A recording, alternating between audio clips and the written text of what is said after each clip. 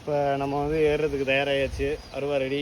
இது எதுக்கு இந்த கொக்கி அப்படின்னா, அருவா கலந்துட்டு போகாமல் இருக்கிறதுக்கு மட்டும் இல்லை, நம்ம இப்போ மேலே ஏறும்போது இடுப்பில் சொருகிக்கலாம், இல்லை முதுகில் இப்படி மாட்டி விட்டுக்கலாம். நம்ம மாட்டுக்கு மேலே ஏறிக்கலாம், ஃப்ரீயாக இருக்கும். நமக்கு மேக்ஸிமம் நம்ம என்ன பண்ணோம்னா நம்ம இடுப்பில் தான் சொருகிருப்போம்.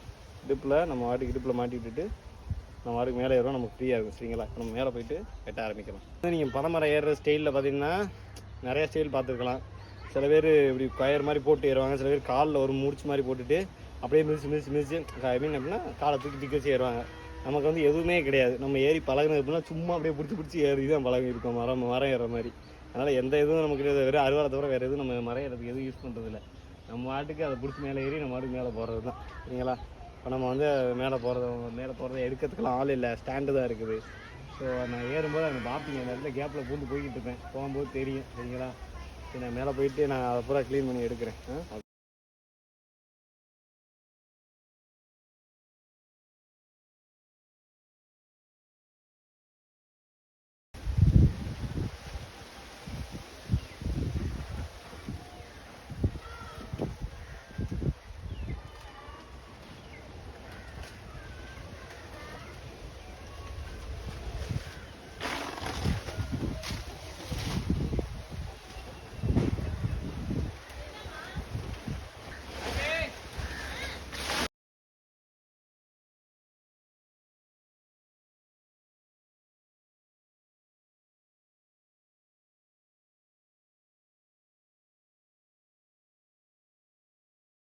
மரத்தையும் நம்ம கம்ப்ளீட்டாக வெட்டியாச்சுங்க. வெட்டி முடிஞ்சிச்சு.